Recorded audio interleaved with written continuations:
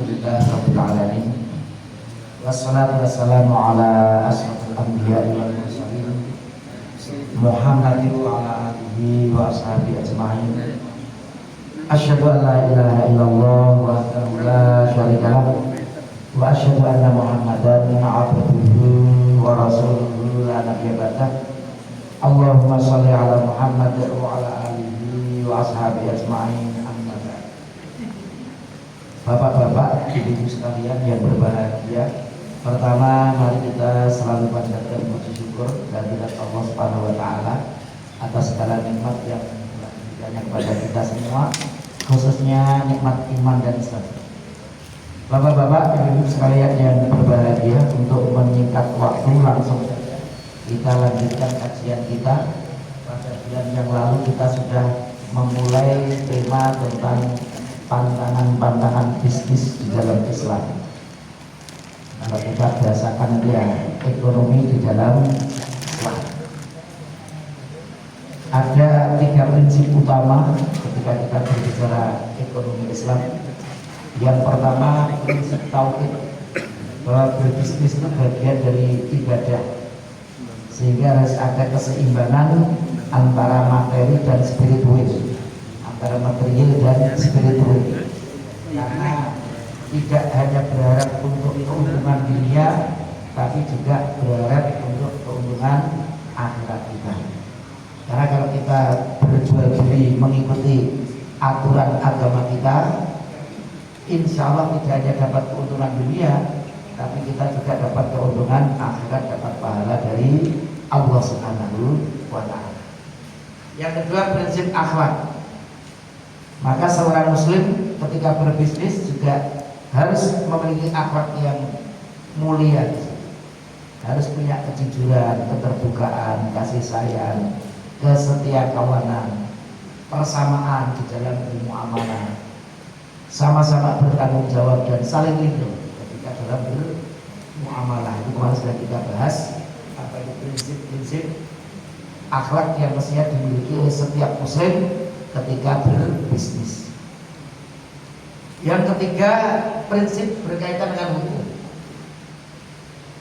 Tentunya setiap muslim juga sudah tahu asal dari muamalah, termasuk di dalamnya itu bisnis, itu asalnya boleh. Semuanya boleh, kecuali nanti yang diharamkan oleh agama kita. Maka nanti yang akan kita bahas, maka temanya pantangan-pantangan bisnis. Apa saja yang diharamkan di dalam bisnis, karena kebanyakan itu boleh, yang merupakan pantangan itu hanya sedikit. Maka kita bahas pantangannya. Berarti kalau tidak ada pantangannya di dalam agama kita, itu kaidahnya memang itu perkara yang diperbolehkan di dalam agama kita. Dan memang tujuan dari berbisnis atau bermuamalah maliyah itu untuk mewujudkan kemaslahatan manusia. Jadi kalau bisnisnya itu jujur, terbuka, saling ridho, itu akan membawa kemaslahatan bagi umat manusia. Maka objeknya ini prinsipnya harus halal dan thayyib, dan harus terbebas dari pantangan-pantangan bermuamalah. Ini kita akan membahas nanti apa saja pantangan-pantangan di dalam apa itu bermuamalah atau khususnya berbisnis itu. Kemarin sempat kita singgung, Rasul pernah bersabda, inna likulli ummatin fitnatan, sesungguhnya setiap umat itu ada fitnahnya. Wa fitnatu ummati al-mal, dan fitnahnya umat itu adalah al-mal. Al-mal itu harta. Maka di dalam agama kita, di dalam apa itu kajian fikih, harta itu disebut al-mal. Mal itu harta.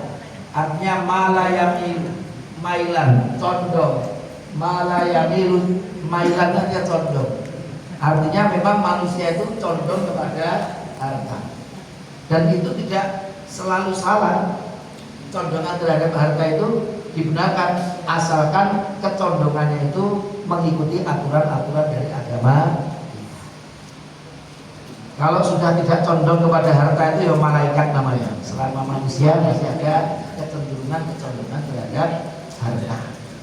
Itulah makna harta di dalam bahasa Arab itu disebut al-mal. Maka kita juga sering menyebut UUD, ujung-ujungnya duit. Tapi fitnah, setiap umat ada fitnah, dan fitnah umat itu adalah harta. Fitnah punya banyak makna, cobaan. Jadi cobaan untuk umat Nabi Muhammad itu ya harta. Banyak orang yang gagal ketika dicoba urusan harta. Juga fitnah artinya menyebabkan terjatuh ke dalam kemaksiatan. Banyak orang-orang yang ketika tidak berharta itu taat, tapi begitu berharta ternyata justru dia banyak berbuat maksiat. Mungkin contoh nyatanya dia tak labah itu ya. Cerita ketika miskin, begitu taatnya, begitu kaya, sudah mulai meninggalkan apa itu kewajiban-kewajiban agama. Fitnah juga punya arti membelokkan dari kebenaran atau menyesatkan. Maka harta seringkali menyesatkan manusia. Gara-gara harta kita mencari pekerjaan yang haram karena untuk mendapatkan banyak harta. Menyesatkan orang sehingga masuk ke neraka karena disesatkan oleh kecondongannya yang berlebih-lebihan terhadap harta. Kemudian juga bahkan menyebabkan murtad. Fitnah ini menyebabkan murtad. Dan seringkali harta itu juga bisa menyebabkan murtad. Banyak wanita-wanita muslimah karena dilamar sama orang yang gagah, kaya raya, meskipun agamanya berbeda, itu siap ganti agama.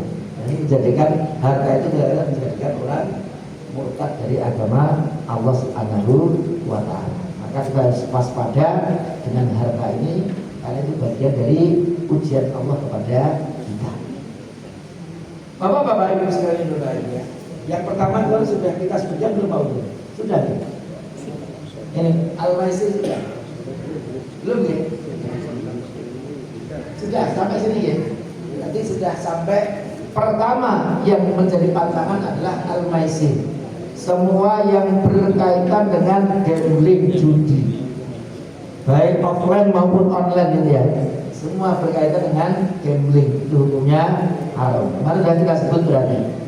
Kalau kita diajak judi umat Islam itu biasanya apa itu sudah bisa menahan diri. Tapi kalau mungkin dengan nama yang lain, kadang-kadang judi itu namanya kuis. Tidak semua kuis itu judi, tapi seringkali judi itu dimasukkan di acara kuis. Contohnya tebak, kalau yang menang MU A, kalau yang menang Liverpool B, kalau draw C. Nanti suruh milih satu SMS 2.000. Yang menang nanti umroh sama artis. Hadiahnya umroh sama artis. Padahal kita yakin banget ini. Tapi ternyata itu ada gamblingnya. Karena orang kalau SMS itu cari yang gratis. Tapi ini sekali SMS kena cas Rp2.000. Kalau yang nanti apa itu ngirim SMS ke itu 1 juta, ya berarti 1 juta kali 2 apa ya?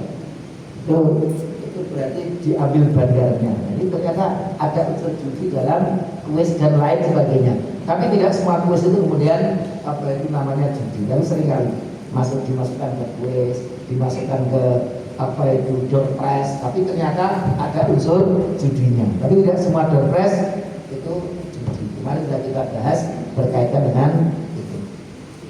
Yang kedua, berarti kita sekarang masuk kedua. Pantangan bisnis yang pertama semua bentuk gambling. Yang kedua, semua bentuk asusila, amoral, melanggar kesusilaan. Tentunya ini ukurannya adalah ukuran agama kita. Karena kadang-kadang apa itu disebut amoral atau asusila itu lain tempat, lain ukurannya. Maka bahkan ada yang menarik. Apa bedanya apa itu moral, etika dengan akhlak? Ada yang membedakan, memang mirip-mirip itu. Moral, etika, akhlak. Tapi saya tertarik, ada tulisan yang bagus untuk membedakan ketiganya ini. membedakan moral, etika dan akhlak itu dilihat dari sumbernya. Jadi sumber ukurannya itu apa? Kalau moral itu sumber ukurannya adalah nilai-nilai masyarakat setempat. Jadi nilai-nilai masyarakat setempat. Jadi moralnya orang timur dengan orang barat itu beda. Itu yang moralnya. Jadi kalau umpamanya di kita lah, di pantai sini lah, di Parangtritis ada wanita yang ke pantai hanya pakai segitiga itu ya. Itu di sini amoral itu sudah asusila itu, gila itu, saru. Tapi kalau di luar ternyata dianggap biasa. Jadi nilai moralnya berbeda. Maka karena nilai moral berbeda, tentunya ukuran moral atau amoral itu bukan ukuran masyarakat setempat, tapi ukurannya adalah agama. Kalau etika ada menyebut etika itu ukurannya logika, akal. Jadi untuk mengukur etis atau tidak etis itu ukurannya akal, logika.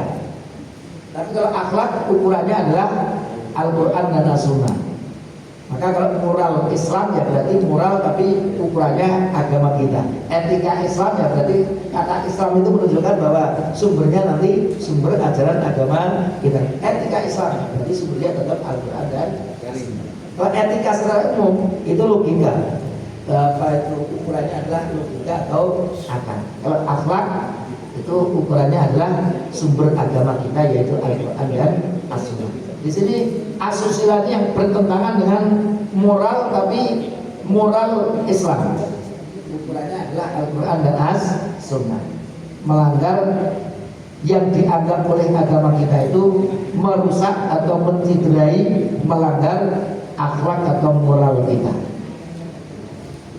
Di dalam surah Al-Isra ayat 32 Allah berfirman, wala taqrabuz zina, dan janganlah kalian mendekati zina. Innahu kana fahisyah, karena perbuatan zina itu perbuatan yang kecil. Wa sa'a sabila, dan jalan yang sangat buruk. Karena perbuatan zina itu termasuk perbuatan dosa besar. Kalau kita ingin mendeteksi dosa besar itu bapak-bapak ibu-ibu, silakan membaca buku kitab namanya Al-Kabair, kumpulan dosa-dosa besar yang disusun Imam Az-Zahabi. Dalam mukadimahnya beliau memberikan ukuran kapan dosa itu disebut dosa besar. Di antaranya kalau diancam neraka, siapa yang melakukannya maka dia akan masuk neraka. Itu ada ancaman neraka, itu berarti dosanya besar. Ada juga umpamanya tanda dosa besar itu ketika ada laknat. Kalau Rasulullah melaknat perbuatan ini, Allah melaknat perbuatan ini, ketika perbuatan itu dihubungkan dengan laknat dari Allah atau Rasulnya, berarti perbuatan itu dosanya besar. Umpamanya Rasul bersabda, la'anallahu ar-rashi wal murtashi. Allah melaknat penyuap dan penerima suap, pemberi suap dan penerima suap. Ini dilaknat. Berarti ada kata laknat itu dosanya dosa besar. Kalau dosa besar itu bedanya apa dengan dosa kecil? Dosa kecil itu dengan ibadah-ibadah kita, sholat kita, puasa kita, itu bisa terhapus secara otomatis. Tapi kalau dosa besar, kalau kita tidak bertobat langsung kepada Allah, maka dosa ini putus, tidak akan tergerus dengan ibadah-ibadah kita. Maka kita wajib bertobat dengan dosa-dosa besar. Kalau kita melakukan dosa besar, kita wajib untuk bertobat. Di antara nanti uququl walidain, durhaka kepada orang tua, itu dosa besar. Kalau kita tidak minta maaf kepada orang tua kita, ya dosa itu berarti akan kita pertanggungjawabkan di akhirat nanti kalau kita tidak bertobat di dunia. Termasuk adalah perbuatan zina ini. Nanti ada juga di antara dosa besar itu yang sanksinya sudah ditentukan oleh agama kita, yang dikenal dengan hudud, jamak dari had. Ada had zina, had zina. Dalam agama Islam itu kalau belum menikah kok berbuat zina, itu hukumannya cambuk 100 kali. Tapi kalau muhsan sudah menikah seperti saya atau yang janda tidak pernah menikah secara sah kok melakukan perbuatan zina, hukumannya adalah dirajam sampai mati. Kita dalam hadis sahih seperti itu. Beberapa sahabat ada yang dirajam, bahkan ada yang mengakui saya melakukan perbuatan zina wahai Rasul. Kemudian setelah beliau detailkan benar-benar melakukannya, maka dirajam. Itu pernah dilakukan di zaman Rasulullah Sallallahu Alaihi Wasallam. Di sini semua bisnis yang berkaitan dengan zina atau mendekatkan kepada zina. Maka dalam hadis disebutkan juga wal ainani, ada pun dua mata, zina huma an-nadhar, zinanya adalah melihat. Wal udhunani zina huma al-istima', kuping itu zinanya itu mendengar. Wal lisan zina hu an-nutqu, zinanya mengucapkan kata-kata maksiat. Tapi kalau nador, sima, ini para ulama menyebut itu zinanya itu zina kecil, misalnya dosa kecil. Nah, kalau zina kemudian disebutkan dalam hadis itu nanti di yusaddiquhu al-farju aw yukadzibuhu. Tapi zinanya mata tadi diikuti dengan kemaluan atau tidak. Kalau diikuti dengan kemaluan yusaddiquhul farju, maka itu menjadi dosa besar. Itu disebutkan oleh Rasulullah Sallallahu Alaihi Wasallam. Maka semua yang mengarah kepada perbuatan zina itu haram. Tapi kalau benar-benar melakukan zina itu dosanya dosa besar. Maka kita sudah insya Allah tidak ada masalah bisnis yang ujung-ujungnya mendekati perbuatan zina, menjadikan orang syahwatnya muncul kemudian tidak mampu mengendalikan sehingga terjadilah perbuatan zina. Itu semua jenis bisnis mengarah ke zina itu hukumnya haram. Ada ancaman dari Rasulullah Sallallahu Alaihi Wasallam di dalam hadis yang diriwayatkan oleh Imam Al-Baihaqi atau Broni Al-Hakim. Syekh Al-Albani menyebutnya hadisnya derajatnya sahih dari sahabat Abdullah bin Abbas bahwasanya Rasulullah Sallallahu Alaihi Wasallam pernah bersabda, "Idza dhahara zina war riba," apabila riba dan zina itu sudah menyebar fi qaryatin, di suatu kampung, suatu daerah, di suatu negeri, faqad ahallu bi anfusihim adzaballah, maka berarti mereka telah menghalalkan diri mereka untuk mendapatkan azab dari Allah Subhanahu wa taala. Bapak-bapak, Ibu, ini hadis Al-Baihaqi atau Broni Al-Hakim dalam kitab Al-Mustadrak, Al-Baihaqi dalam kitab Syu'abul Iman. Syekh Al-Albani menyebutnya darajanya sahih. Maka ya kita mestinya masyarakat kita bersama-sama menjaga masyarakat jangan sampai menyebarkan perbuatan zina seperti ini atau riba. Karena ancamannya bisa diadab oleh Allah Subhanahu wa taala, adab dunia, bisa adab akhirat. Seperti kaum Lut yang melakukan LGBT itu ternyata diadab oleh Allah Subhanahu wa taala. Bapak-bapak, Ibu sekalian yang berbahagia,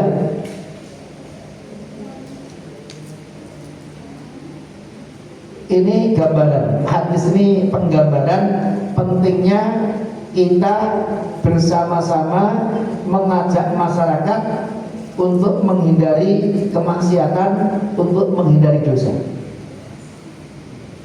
Ini hadis, ini gambaran bapak-bapak, ibu-ibu. Qala Nabi Sallallahu Alaihi Wasallam, hadisnya diriwayatkan oleh Imam Bukhari, hadisnya sahih. Rasul bersabda, "Mathalul qa'imi ala hududillahi wal waqi'i fiha kamathali qaumin istahmu ala safinah." Perumpamaan kaum yang ada dua macam. Kaum yang taat kepada aturan Allah dan kaum yang durhaka atau melanggar aturan Allah. Kama tali kaumin istamu ala safinati. Allah Rasul gambarkan satu kelompok yang naik kapal besar. Jadi di masyarakat itu selalu ada yang baik dengan yang tidak baik, yang taat kepada Allah dan yang durhaka kepada Allah. Maka masyarakat yang campur seperti itu, ada yang taat, ada yang tidak taat, itu digambarkan Rasul seperti para penumpang kapal besar. Wa asaba ba'dhum a'la ba'dhum asfalaha. Maka digambarkan orang-orang yang taat itu mendapatkan bagian atas. Masyarakat yang durhaka kepada aturan Allah, suka berbuat maksiat, itu digambarkan penumpang bagian bawah. Wa kana alladziina fi asfaliha idza istaqau minal ma'i maru ala man fawqahu. Dan orang-orang yang ada di bawah, berarti orang yang durhaka kepada tadi, mereka itu kalau mau mengambil air yang ada di laut itu, maka mereka akan melewati orang-orang yang di atas. Kalau yang dari bawah itu nggak bisa itu. Kalau mau ngambil air ya melewati orang-orang yang ada di atas. Faqalu, maka orang-orang yang di bawah itu akhirnya berkata, lau anna kharaqna fi nasibina kharqan lam nu'dhi man fawqana. Cah-cah, ini rombongan bawah tadi, gambaran yang suka melanggar aturan Allah. Bolong-bolong, jadi nek awake dhewe ini bolongi kapal kita ini, nanti kan airnya muncrat, kita gak perlu lagi minta izin sama yang di atas. Oke, awake dhewe lewat-lewat bae rono. Yuk kita bolongi saja, nanti dari situ kita gak perlu ke atas. Fa in yatrukuhum wa ma aradu halaku. Kalau yang di atas tahu nang isor rame-rame arep bolongi kapal, kok gur meneng wae, maka semuanya nanti akan tenggelam. Wa in akhadhu ala aidihim najaw wa najaw jami'an. Tapi kalau mereka mencegahnya, linggise sing dienggo bolongi mati dicegah, aja, jangan, bahaya ini, dicegah. Linggise tadi diambil, maka semuanya akan selamat. Inilah pentingnya kita bermasyarakat itu supaya tidak mendapatkan musibah, ya kita mengajak masyarakat kita untuk taat kepada Allah Subhanahu wa Ta'ala. Karena Allah juga memang menjanjikan tidak mungkin Allah itu mengazab suatu kaum yang kaum itu semuanya taat kepada Allah Subhanahu wa Ta'ala.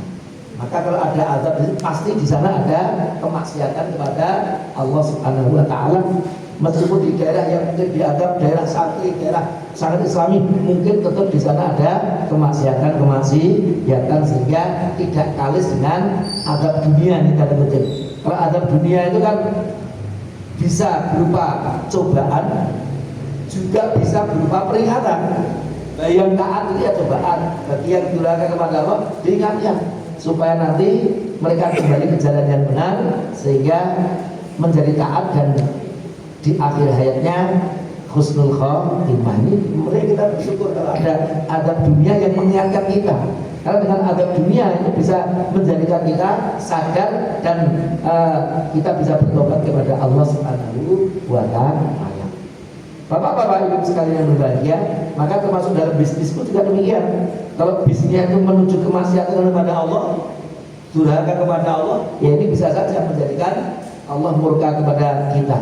Karena sebagian berarti mengambil harta orang lain dengan cara yang zalim, itu dimurkai oleh Allah Subhanahu wa Ta'ala. Yang ketiga,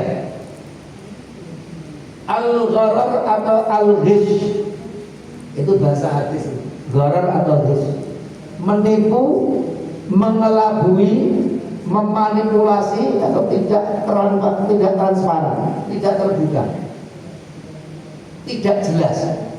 Maka nanti dalam kajian fikih muamalah itu kesannya tidak boleh bermuamalah yang tidak jelas.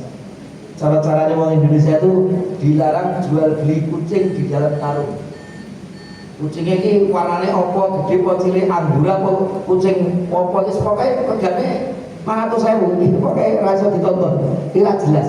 Ini berarti tidak transparan, tidak jelas. Ini termasuk ada gharar di dalamnya, ada his di dalamnya. Bapak-bapak, ibu-ibu sekalian berbahagia, ada beberapa hadis yang berkaitan dengan larangan melakukan gharar atau ghish. Dari Abu Hurairah radhiyallahu anhu berkata, naha Rasulullah an bai'il hasati wa an bai'il gharar. Bapak-bapak, ibu sekalian yang berbahagia, ada gambaran bai'ul hasad dan ada gambaran bai'ul gharar. Kalau bai'ul gharar ya, ini yang dimaksud, kita maksud dari sini bai'ul gharar. Al-gharar itu jual beli dengan cara mengelabui. Ini tema kita, an bai'il gharar. Rasul melarang kita untuk bermuamalah, berjual beli dengan cara gharar, mengelabui, menipu, memanipulasi. Di dalam hadis yang lain juga Muslim, riwayatnya Muslim, hadisnya sahih dari sahabat Abu Hurairah radhiyallahu anhu.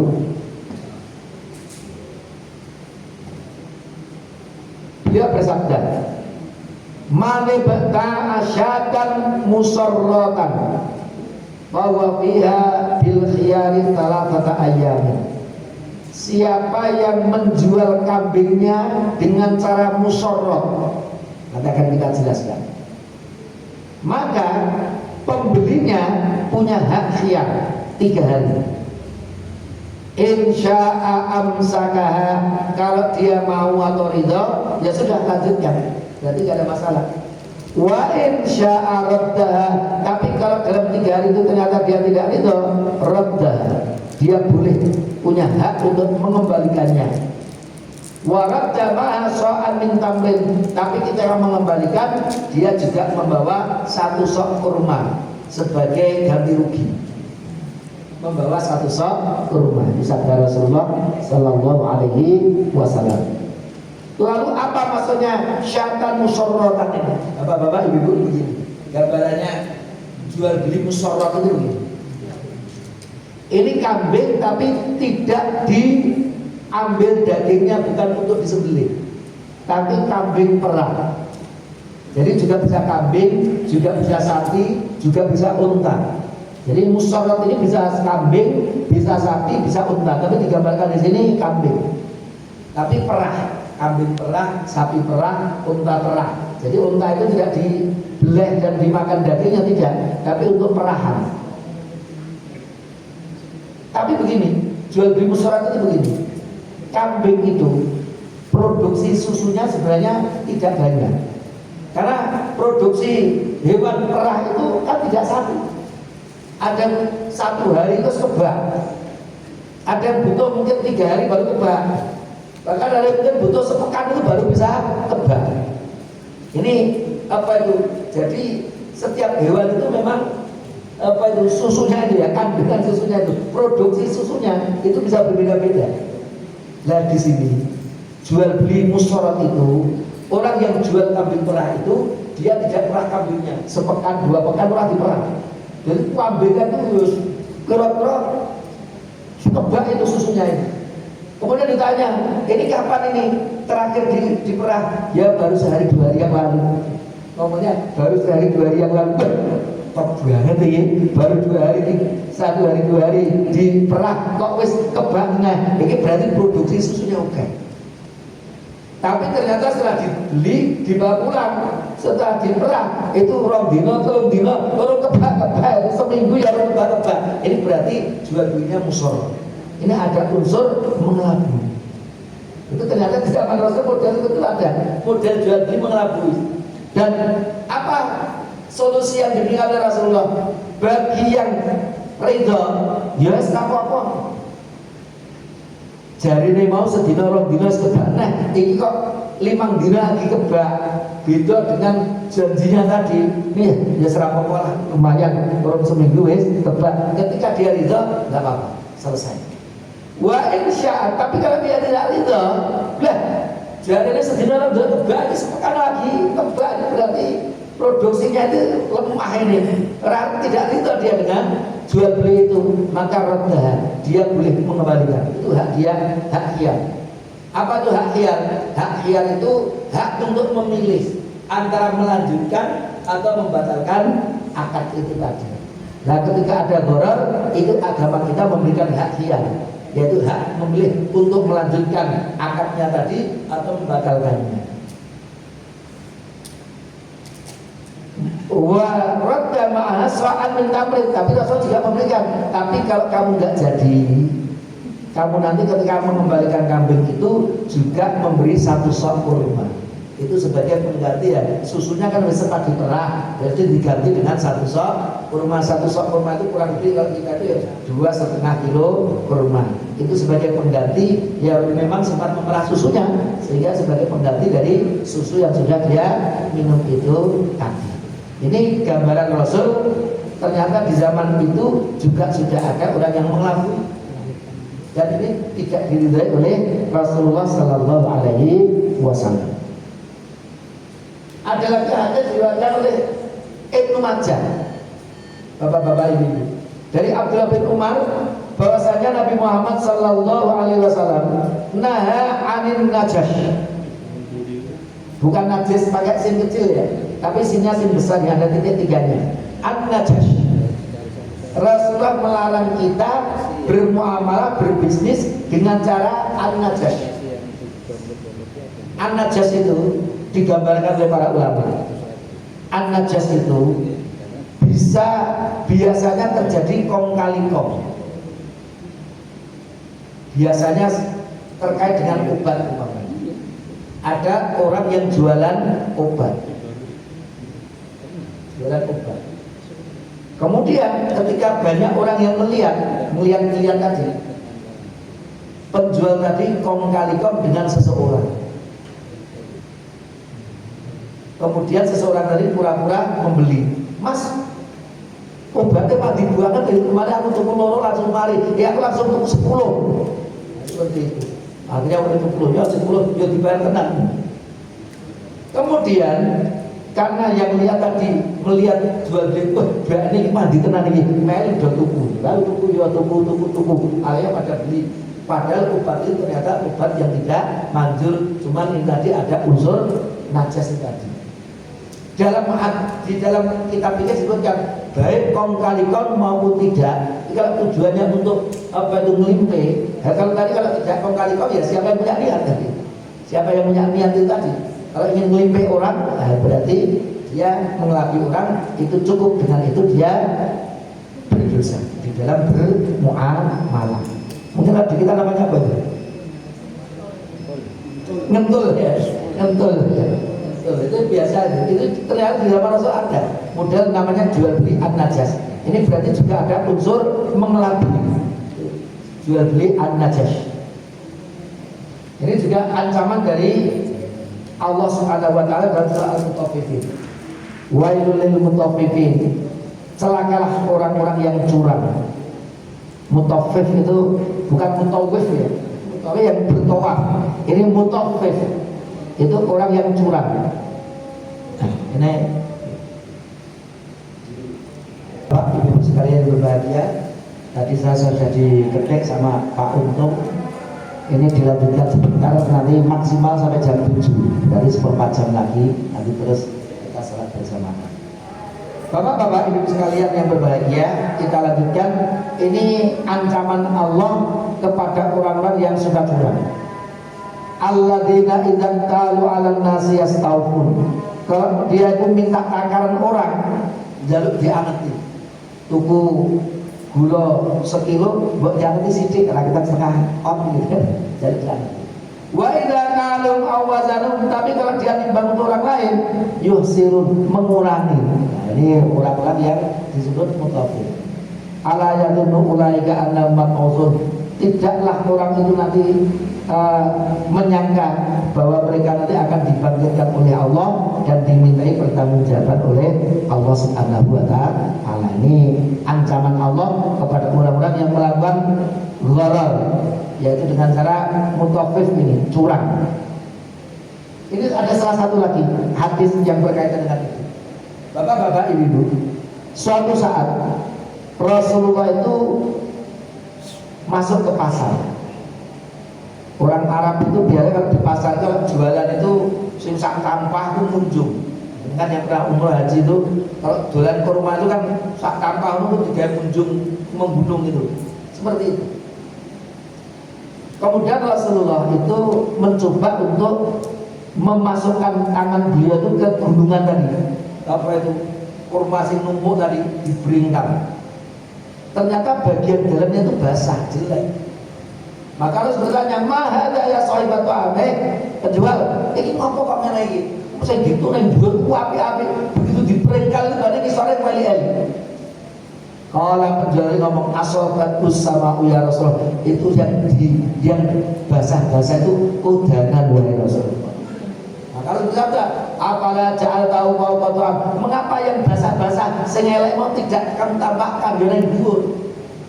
Kayak launa supaya orang juga tahu kurmamu enak sing apik, enak sing elek.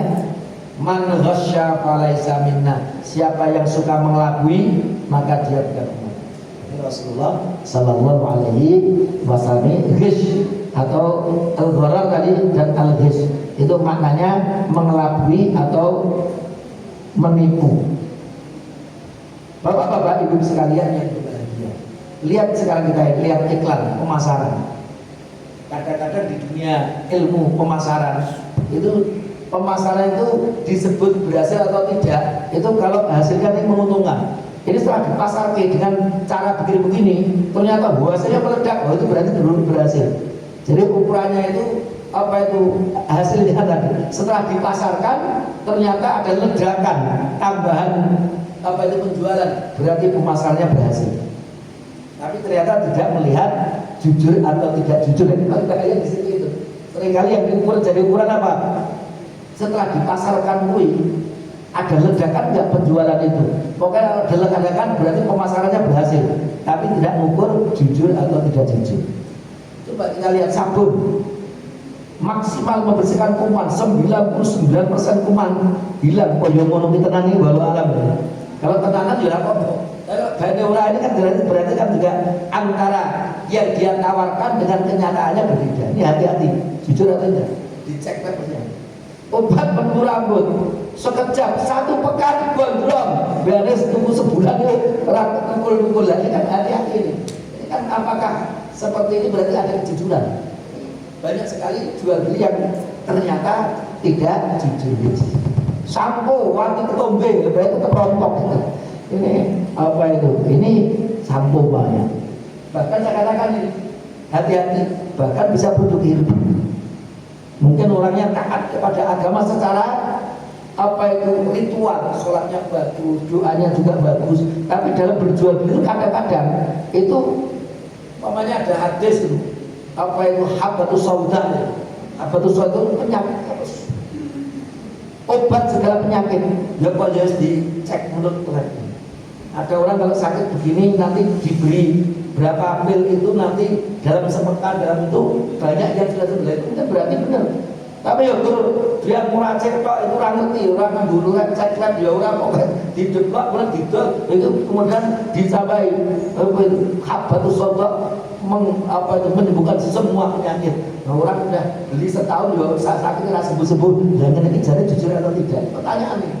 Ini termasuk yang herbal-herbal itu kita harus jujur itu. Kalau hanya mengandalkan hadis tapi antara barang dengan kenyataannya itu ya tidak memberikan efek yang benar, nah ini kan berarti ada unsur yang tidak jujur. Padahal kalau jual beli itu tidak jujur, itu tidak ada keberkahan. Ini penting sekali.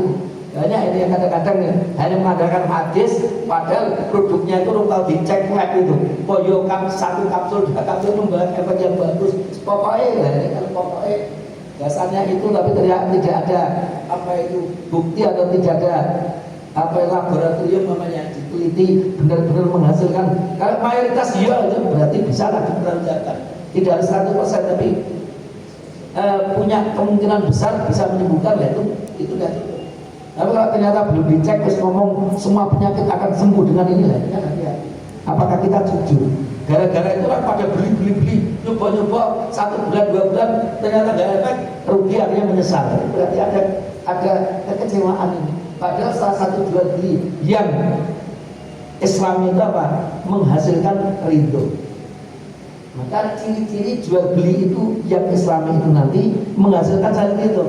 Kalau orang jualan, orang itu pada ridho kepadanya, tanda-tanda cara jual belinya Islam. Tapi kalau orang jual beli menyesal, wah kok jual itu aku kain, wah kok aku ini tanda-tanda berarti muamalahnya belum Islami. Karena muamalah yang Islami itu akan menghasilkan ridho. Maka kalau kita lihat bapak-bapak ibu di zaman Rasul, zaman itu Rasul baru jadi agennya Khadijah. Orang-orang Syam, ya Syam itu sekarang yang daerah Jordania, Suriah, Lebanon, kemudian Palestina yang dijajah Israel itu daerah Syam. Rasul dulu menjualkan produknya Khadijah, calon istrinya, ya dulu belum istrinya, itu sampai ke Syam. Orang-orang Syam itu karena Rasul sangat jujur, selalu yang ditunggu itu dagangnya Muhammad. Mana Muhammad pasti tahu. Kalau apa belum tunggu. Ketika dagangan Muhammad serampung baru cari yang lain. Kenapa? Mereka tidak pernah ketipu, tidak pernah merasa menyesal kalau berdagang dengan Muhammad. Karena Muhammad jujur. Kalau ada yang salah, oh kalau ini bagus, tapi kalau ini ada cacatnya, harganya berbeda. Ini memang agak jelek, harganya berbeda. Rasul sangat jujur. Sehingga orang ketika berjual beli itu tidak pernah kamusan. Itu menjadikan orang sangat percaya sehingga digulai. Nah itulah contoh kejujuran di dalam berdagang. Sebenarnya ini juga ilmu ilmu normal saja. Kalau kita itu suka menipu orang, itu membuat kapok. Itu maka kadang-kadang kita itu malah kalah dengan yang non ya tanda kutip ya, tapi cara dagangnya malah lebih Islami tanda kutip ya, lebih Islami. Ya kita Muslim malah sekarang ngapusi.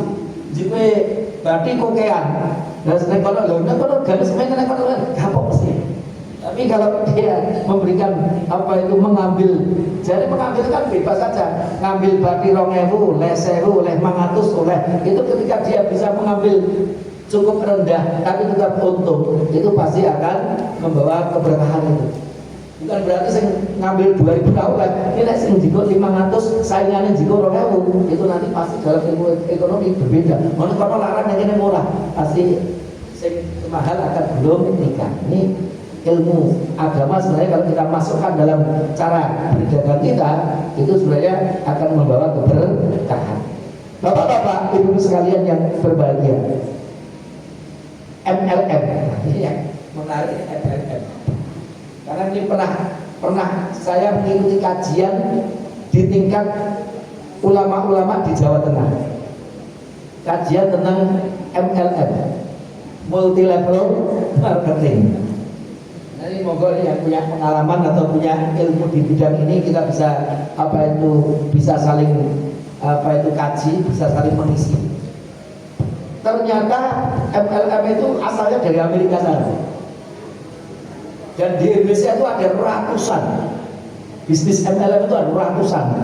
Mungkin yang kita lihat ya kondang-kondang saja, kondang-kondang.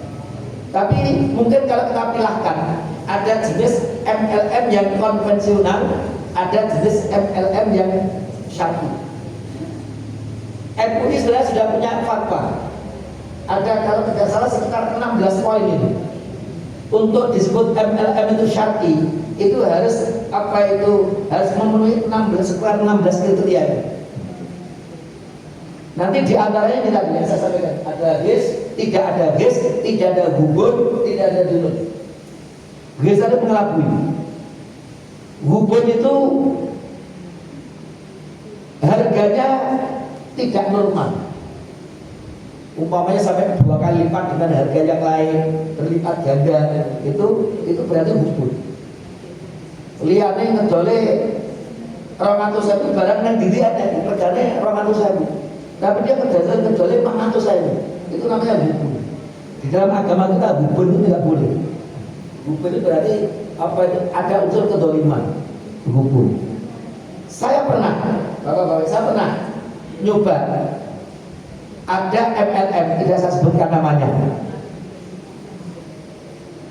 yang sudah disebut masuk MLM syar'i. MLM-nya itu syar'i. Tapi saya lihat cek produksi kecapnya. Kecapnya itu yang kalau kita beli namanya di sini yang murah mana ya? Mitra gitu ya. Itu Mitra itu harganya malah 16.000 gitu ya. Itu dengan neto apa itu sekian miligram itu naik kono banyak 30.000. Padahal yang MLM yang sudah satin jauh kan ini. Padahal itu udah kalau caranya kecap ini naik kono sekitar sekali marah juga ini. Bukan kecap yang murah, kecap yang bagus. Tapi biasanya kalau di MLM itu ada janji. Ini lu HP lu ini lah ini kan ada ceknya itu. Padahal kalau yang diedarkan yang nomor 1 semua kecap nomor 1 ya. Itu yang terbaik itu ya udah yang top tenan itu karena jaraknya apa ya 2 kali lipatnya itu efeknya itu kalau tidak kan ada unsur gugur itu hati-hati ada unsur dulur juga.